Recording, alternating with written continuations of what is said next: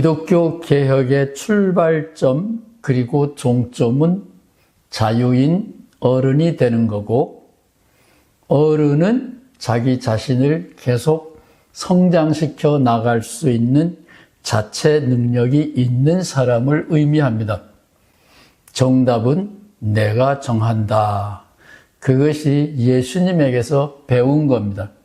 오늘 예수님에게서 제가 뭘 배웠는지, 지난번 강의에서는 예수님하고 맘먹어도 된다, 대등해도 된다, 아브라함이 하나님하고 그랬다, 예수님의 제자들을 향하여 예수님이 우리는 동지다, 친구다 라고 했고, 그것이 출발점인데 오늘은 내용을 말씀드리려고 합니다. 예수님을 다시 그려야 되는데 대부분의 사람들은 하나님 그리기에는 관심이 있는데 예수 다시 그리기에는 관심이 별로 없더라고요. 저는 그 반대입니다. 저는 평생 하나님에게 대해서는 관심이 1밖에 없었다면 예수님에게 대한 관심은 100이 있었다. 저는 이렇게 말씀드리고 싶습니다. 나를 구원해 주는 예수를 그리스도라 그랬죠. 오늘은 저의 그리스도론 첫 번째 강의가 되겠습니다. 예수님을 친구라고, 예수님이 저를 친구라고 여겨준다. 이것이 출발점이었는데 오늘은 그 친구에게서 뭘 배웠느냐. 친구라고 하여 맘먹자라는 게 아니라 테드의 법칙. 친구일 때 상대방에게서 더 많은 것을 잘 배울 수 있다. 그게 테드의 법칙이라고 그랬죠. 친구인 예수님에게서 저는 뭘 배웠느냐. 여러분, 목사님들, 감독님들은 제 강의를 안 들으시겠지만, 목사님들, 여러분이 하나님의 소명을 받았다. 저는 그것은 인정할 수 있습니다. 근데 제가 만나본 감신의 교수들, 감리교 감독님들은 하나님은 만나봤는지 모르지만 예수님은 안 만나봤고 모르더라고요. 예수님, 여러분은 만나보셨나요? 어디서 어떻게 만나보셨나요? 저는 예수님을 교실에서 만났다 이렇게 말하고 싶은데 예수님하고 제가 동시대 사람이 아니니까 교실에서 만날 수는 없겠죠. 그러나 제가 국민학교를 4곳이나 다녔습니다. 그러니까 머리가 좋을 수밖에 없겠죠. 여러 지역에서 여러 선생님들한테서 배웠는데 국민학교 때 저는 선생님들에게 대하여 깝깝했어요. 저 말되지도 않는 이야기, 내가 뭔지도 알아들을 수 없는 이야기를 선생님들은 계속 해대고 학기 말이 되면 시험 문제를 내고 채점을 당신들이 하는데 저는 따라갈 수가 없어서 그랬습니다. 그런데 성경을 읽고부터 예수님도 저랑 비슷하구나. 권력 가진 사람들, 힘 가진 사람들, 정답은 이거야 라고 성경을 풀이해 주는 사람들, 국가의 법과 원칙은 이거야 이렇게 판결해 주는 판사들, 고발하는 검사들, 그런 사람들 앞에서 예수는 엿먹어라. 예수님은 당당하게 도전하셨습니다. 그 이야기를 하기 전에 짚고 넘어가야 될 이야기가 하나 있습니다. 학자들이라는 사람들은 상아탑에 사는 이상한 사람들이라고 생각하면 되겠습니다. 제가 좋아하는 예수 세미나 학파에서 난 예수님의 진짜 행적 이야기 책입니다. 그 책에 의하면 예수님은 치유의 기적을 일으키는 능력을 소유하고 있었다. 저는 시골에서 그런 거 많이 경험했습니다. 무당들이 병 고치는 거 많이 봤습니다. 예수는 치유의 기적을 일으켰다.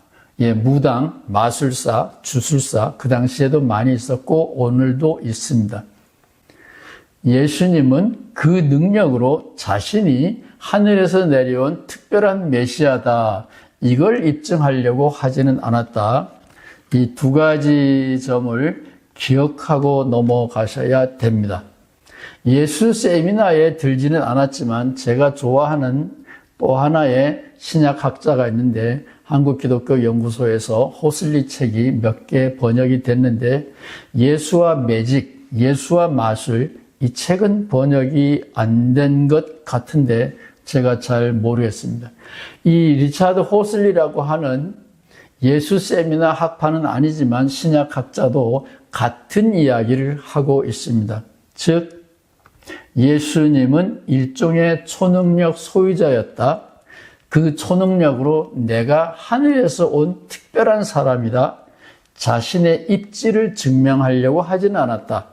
그 점에서 명석한, 똑똑한, 양심적인 신약학자들은 이 두 가지에 대해서 공통적인 결론을 가지고 있다. 저도 여기에 전적으로 공감합니다. 그러나 저는 조직신학자이기 때문에 매직, 샤만, 특별한 능력을 가지고 있는 예수님은 저의 그리스도하고는 상관이 없습니다. 저는 보통 사람, 일상적인 사람, 보통 사람 예수, 일상적인 사람에게 희망을 주고 위안을 주는 메시아, 그런 예수가 저의 예수이기 때문에 특별한 능력을 소유한 예수님, 저는 인정을 하죠.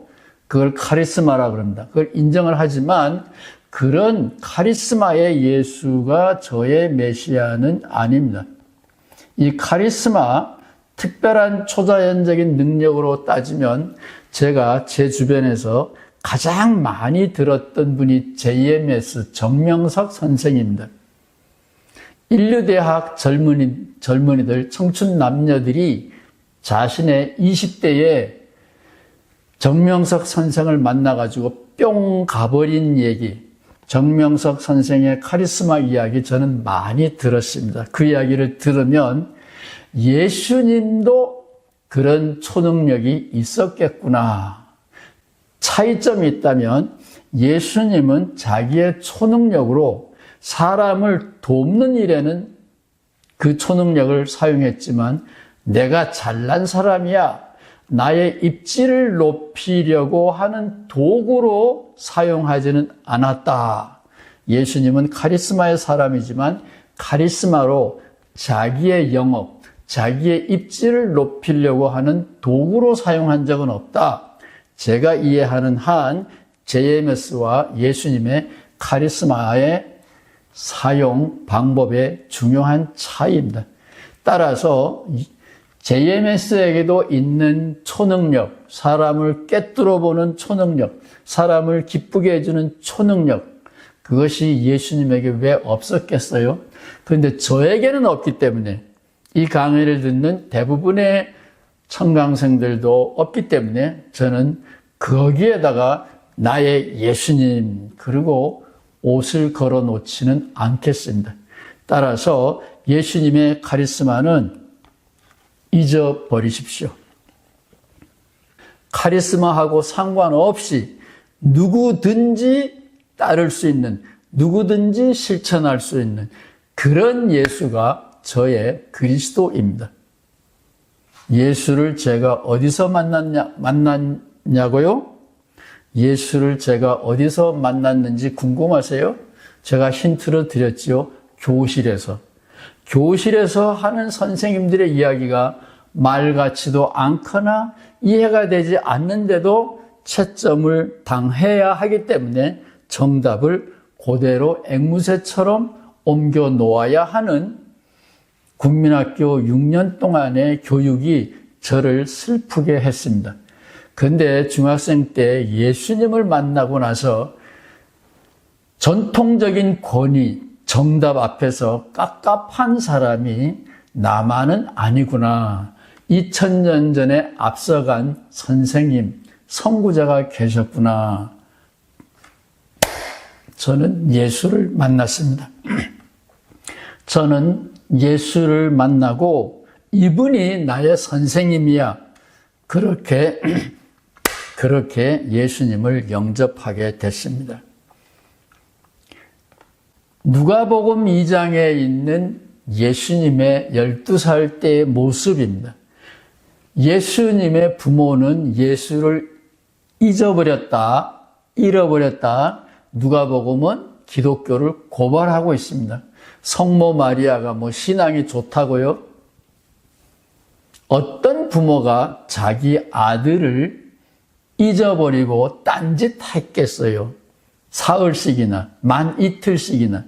따라서 예수님의 부모님이 신앙이 좋았다. 이거는 성경과는 안 맞는 이야기입니다. 12살 때 예수님이 성전에서 그 당시에 성경 박사님들하고 토론을 벌이고 있습니다.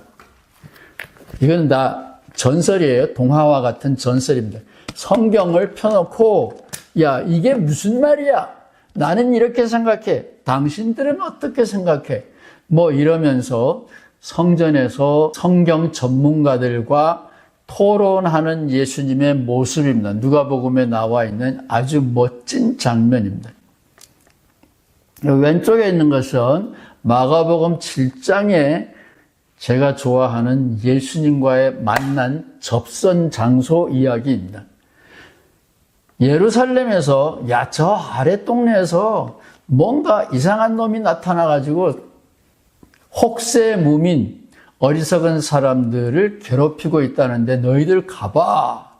그래서 예루살렘에서부터 온 대표자들, 바리새인들과 율법학자들 이런 사람들이 예수님과 대화하기 위하여 파견을 받았습니다.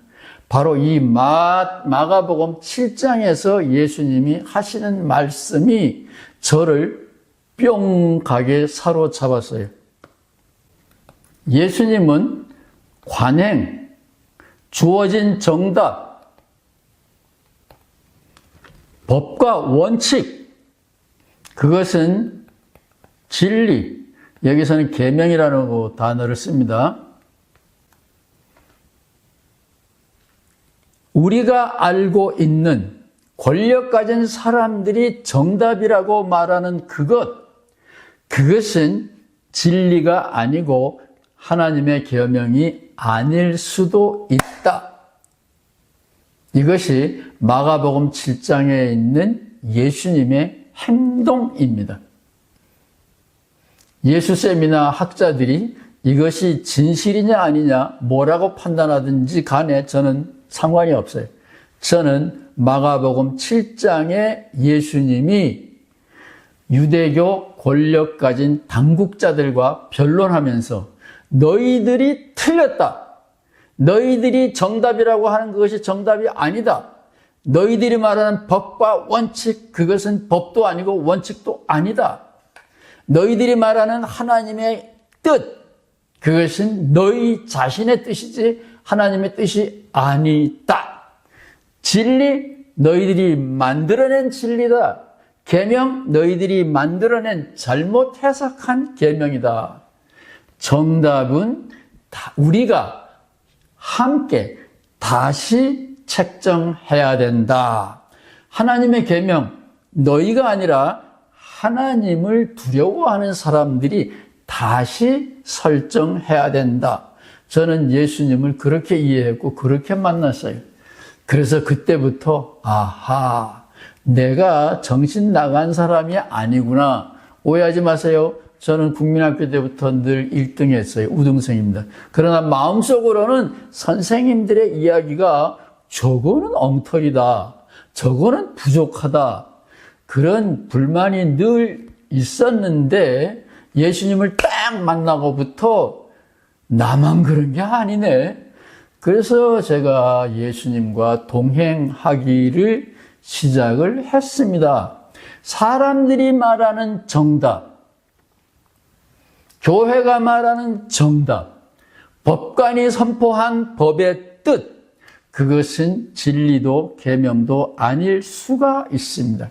마가복음 7장에 있는 예수님의 선언입니다. 이것이 중학생 때 저를 해방시켜 줬습니다. 여러분은 예수님을 어디서 어떻게 만났나요? 예수처럼 예수 믿기. 이 믿는다라는 말이 불편하면 동행하기로 바꾸어도 좋아요. 요즘은 예수를 따른다 이런 말을 쓰는데 저는 이거 안 좋아합니다. 왜냐하면 추종자, 뒤따라가는 거기 때문에 동행이라는 말을 저는 더 좋아합니다. 같이 가는 거예요. 친구입니다. 예수님과 우리는 동행하는 겁니다. 예수님이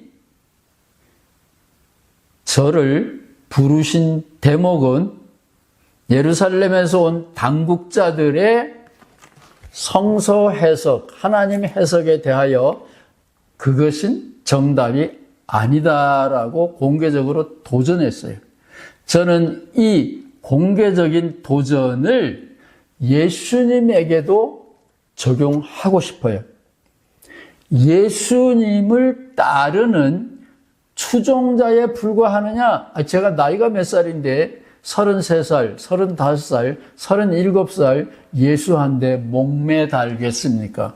자존심 상하지요. 제가 예수님보다 2배는 더 살았는데, 2배 이상 살았는데, 그 예수님, 젊은 날에 예수님한테 목매면 존심 상하죠. 여러분은 안 그런가요? 성경 앞에서 예수님은 독자적으로 섰습니다. 예수님 말씀 앞에서도 저는 독자적으로 섭니다. 단독자로 섭니다. 예수님과 저는 같은 키의 사람입니다.